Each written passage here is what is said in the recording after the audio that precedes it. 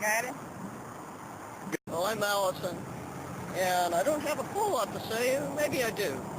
There's going to be a showing of Koch brothers Exposed, and that will be Sunday, just 2 days from today, at 6 o'clock in the main part of the library. And Friends of the Library are sponsoring it.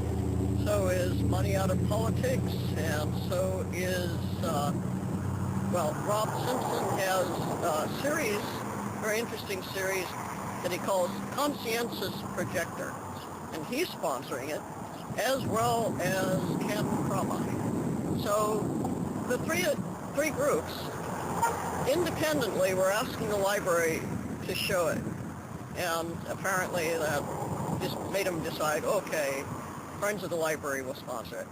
So anyway, that should be interesting, and I have seen that movie. It's a very good documentary. Koch brothers Exposed. The Koch brothers are,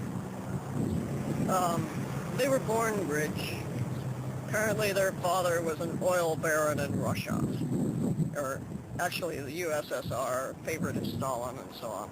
Made a lot of money, and the brothers inherited a great deal of money, and they also use it to make more.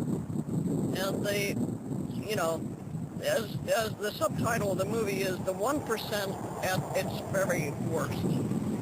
Because what it is showing the Koch brothers, you know, there are lots of nice rich people, okay?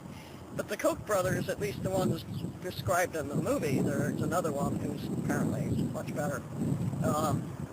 They do things like deliberetely influence elections, school board elections, so that they can essentially resegregate schools in a particular community. I think it was South Carolina. You'll get it. Another example, oh yes, they own a great deal of industries, one of which is Georgia Pacific. And in one community, Georgia Pacific was releasing its waste into the streams, and some of this waste is known carcinogens, benzene. And the effect can be seen in the respiratory problems and lung cancer and so on that's seen in that community. There, you know, it goes on, but it's hopeful because in the case of the school board election, and 2 years later, the school board was sort of reorganized and much more representative of what the people in the community really wanted. I suspect something will come of this information about the releases of the toxins in this community where they were getting cancer and so on. And, you know, but we have to be aware of the possibilities and aware that there are people who do try to use their money to promote their own agenda at the expense of the rest of us. So let's come all to the movie. You'll also have a chance to discuss it, figure out what we can do about this sort of thing. Thank you. Some interesting Bureau of Census statistics. Less than 1% of the population of the United States derives its entire income from some form of public assistance. A mere 1.7% get half or more of their income from public assistance. With statistics like that, it's hard to see how any type of public assistance, whether it's food stamps, welfare, whatever, is a substantial drag on the U.S. budget.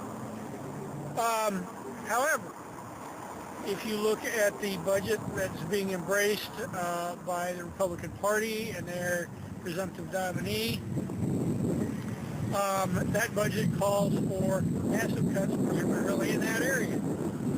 Cutting Medicaid for people on life support and in nursing homes, and health insurance for people who can't afford it, as well as food stamps and other public assistance.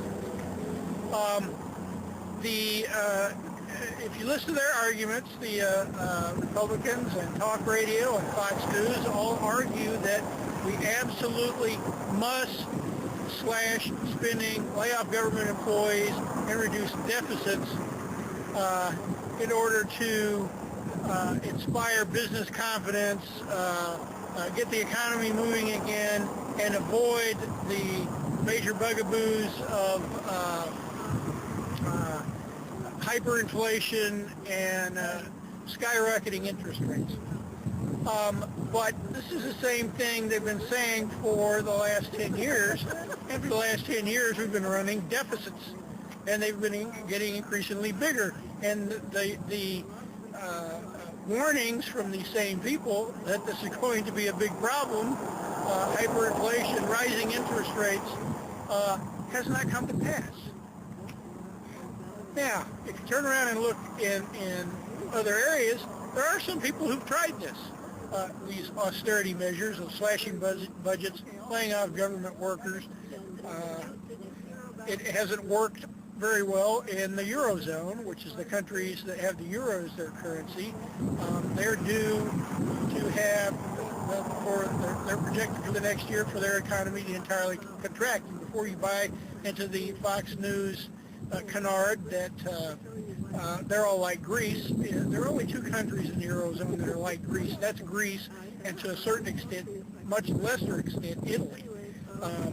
The other countries that are in the biggest trouble, Ireland and Spain, actually ran budget surpluses and had low debt before the crash. It has been the crash that has put them in such dire straits and it caused such high unemployment, not some type of fiscal irresponsibility as the conservatives have you believe. It's also been tried in many of the Republican-controlled states in the U.S., like Wisconsin, where over the last year they've lost tens of thousands of jobs after the governor came in and slashed government budgets and laid off government workers. And instead of spending most of that money on fixing the state's deficit, he gave it away as tax breaks to his favorite industries in the state. But still, all that fiscal austerity has done his state no economic good whatsoever. It's also done poorly in Britain, which is not part of the Eurozone because they still use the pound sterling as their currency. But after the crash, they actually were on a trajectory. Their economy was back growing at a rate of around 2% or so.